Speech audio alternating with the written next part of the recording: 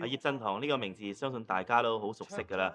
12年嚟，佢不斷咁充實自己，咁而家佢已經係本港流行樂壇上面嘅中堅人物之一啦。喺近來咧，佢又演出電視劇添啊，咁希望自己能夠突破歌星嘅界限。對於佢嘅努力，我哋係由衷咁敬佩。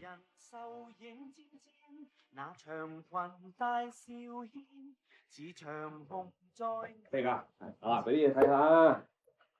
嗱，呢本嘢咧就記錄咗我12年嚟喺歌壇裏邊嘅事蹟啊，可以講。有啲圖片好珍貴喎。係啊，嗱，你睇下呢度啦，就喺澳門讀書嗰陣時㗎啦。你睇下，1965年。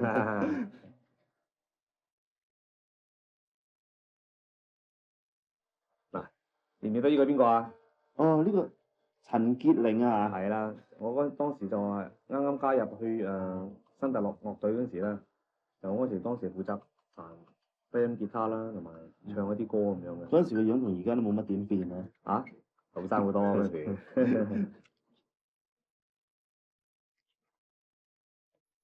嗱，記到呢度啊，1978年啊，香港小姐咧，呢個叫做星球婚禮啊，叫做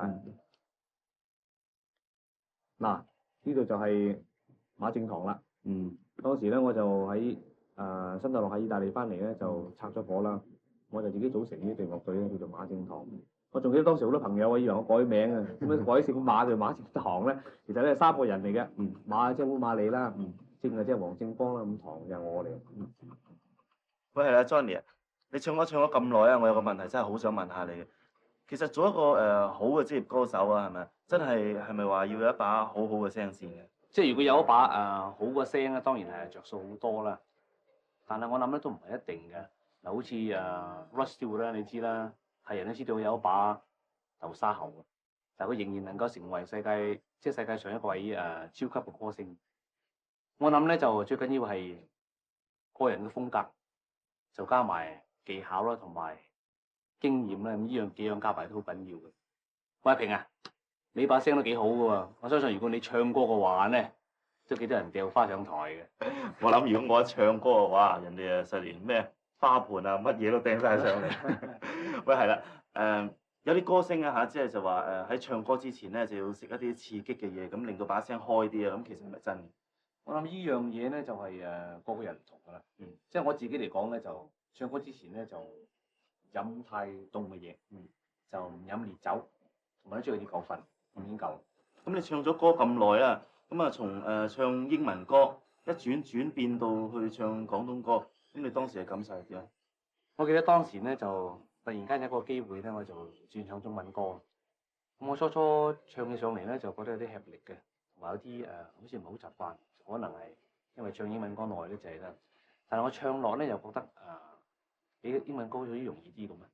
就我覺得好容易就即係了解到首歌講乜嘢，同埋就比較易投入啲。不過仲有啊，人哋唱粵曲啊，咁啊要一早起身咧就何車咁練聲㗎。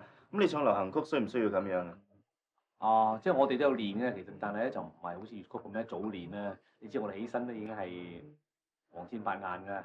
就我自己嚟講咧，就多數喺下晝嗰段時間練咧。所謂練咧，就其實就揾一啲新嘅歌啦，咁唱佢1個半個鐘頭咁解。就唔係好似人哋正式練，即係練聲咁樣用鋼琴啊，咁樣練。嗰啲聲樂嗰啲。係啊。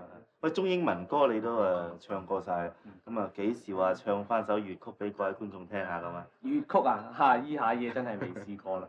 不過咁其實咧早一排咧，我就有一個機會咧，就可以喺熒光幕上咧就同葉藝賢咧就為各位觀眾唱粵曲嘅。咁後嚟咧就忽然間咧就 Francis 咧就有事離開咗香港啦，所以就失咗呢個機會嘅。不過我諗咧，如果將來有機會咧，我一定會喺熒光幕上為各位觀眾唱粵曲嘅。一言為定。係咁話。咁啊，大家記住收睇聽晚翡翠台以人造衛星直接轉播喺日本東京武道館所舉行嘅東京音樂節82國際大賽嘅。咁到時葉振棠咧就會有一首廣東歌《再等待》，同世界各地著名選手一齊切磋喎。咁講起呢首《在等待》咧，就被當地人認為係今次大賽裏邊嘅最熱門嘅歌曲之一嚟㗎。咁喺今刻嘅9:05嘅勁歌金曲裏邊咧，葉振棠就會同我哋唱出呢首歌曲㗎啦。係啦，嚟點解呢排我睇《歡樂今宵》咧，好少見到阿劉敏儀咁嘅？哦，誒，佢有私事啊嘛，你唔知咩？你係真係叻嘅，知佢有私事嘅。我去探過佢哋就真。敏儀啊，你嗰個佈置得好別緻啊，咧多謝好似嗰啲園林咁樣啊！啊，仲有咧，上面嗰啲擺設咧咁特別，你設計啊？唔係我設計嘅，其實就係冇辦法，唔知點做好，因為咧多數嗰啲擺設就係我先生旅行啦，就喺第度攞翻嚟買翻嚟，咁但係就係啲垃圾，咁你話特別整一個架擺喺度又唔知點好，唯有就喺上面裝個細細啲嘅架，唔堆晒上去咁啊算啦。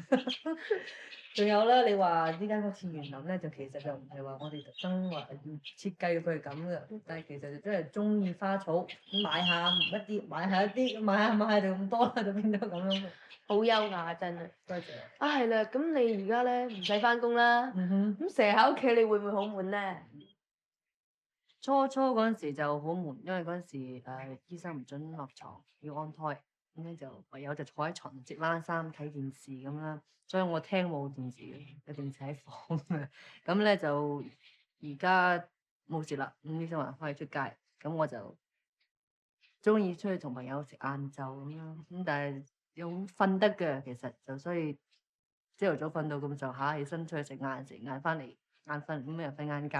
咁然之後老公又放工啦，咁咪成日咯。就你話有冇而家再有冇織冷衫咧？就冇啦，因為而家開始熱啦，咁我就開始要學車衫。啊係喎，計起上嚟你 BB 仔9月出世啦嗬，車得你啱噶啦。喂，諗住追幾多個啫？如無意外咧，3個。哇！唔係，其實一個家庭如果冇一首歌嘅話咧，真係好靜嘅。因為我哋同我先生結婚嗰陣時已經計劃話生兒育女啦，咁但係上一次就咩啊不幸咁，今次就希望開始可以生多兒女咁，一定每堂會都係。唔好淨係話就係我哋啊，就算我工人啦，佢先排已經話，哎呀，你哋呢度得2個人好靜啊，咁佢係抽掛首歌啊，咁佢話唔該你快啲有啦，唔該你快啲有，等我唔好咁寂寞啊，即係有陣時我哋出晒街咁樣。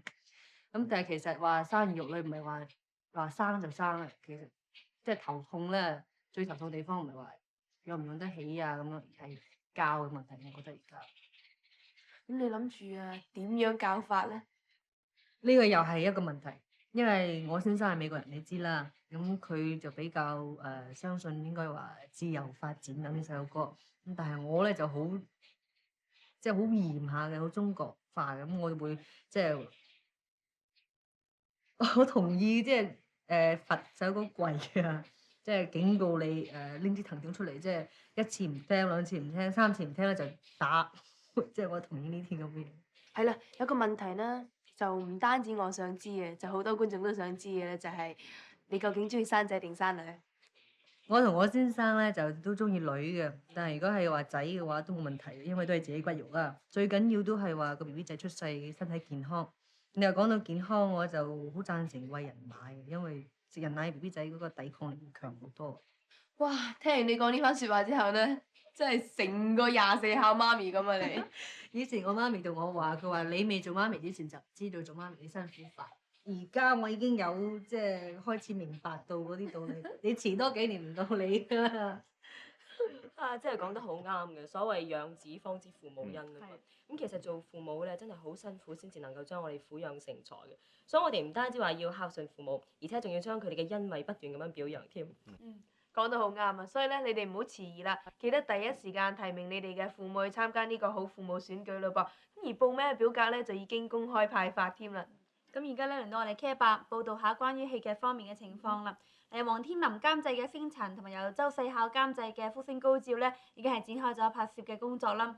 咁而家不如俾大家睇下《福星高照》嘅演員參與開鏡禮時候嘅情形啊嗱！新劇《福星高照》嘅開鏡禮咧，就喺監製周世孝嘅領導之下，同埋一班演員同埋工作人員咧係誠心咁樣上香噶。咁而家大家可以見到演員劉江、歐陽佩珊、趙雅芝同埋林錦棠上香參拜啦。嗱，呢個就係趙雅芝啦，佢仲喺度燒元寶添噃。咁跟住咧就係歐陽佩珊，佢每一個人咧都希望工作能夠順順利利，開工大吉㗎。好啦，喺上香參拜之後咧，咁佢哋就喺一班記者嘅圍擁之下咧，就係影翻啲相留念添。嗱，咁有關呢個劇集福星高照嘅最新消息咧，我哋喺下次嘅 K100度咧就會陸續為大家介紹㗎啦。咁喺度想再提醒一下，參加咗飛越18層嘅有獎填字遊戲嘅朋友，嗱，假如你哋係猜中咗又被抽中嘅300名朋友嘅紀念品咧，我哋就會盡快咁寄俾你哋嘅。咁仲有咧18名嘅幸運觀眾啦，佢哋會喺聽日嘅下晝4點鐘嚟到電視台接受戚美珍、苗僑偉嘅親自招待，同埋順便帶佢哋參觀一下飛越18層嘅拍攝工作情形㗎。咁另外咧，佢哋仲會獲得一張戚美珍親筆簽名嘅海報添嘅。咁所以請呢18位朋友就記住聽日準時嚟到我哋電視台。咁今晚嘅時間就差唔多咯喎，下星期再見啦，拜拜拜。拜。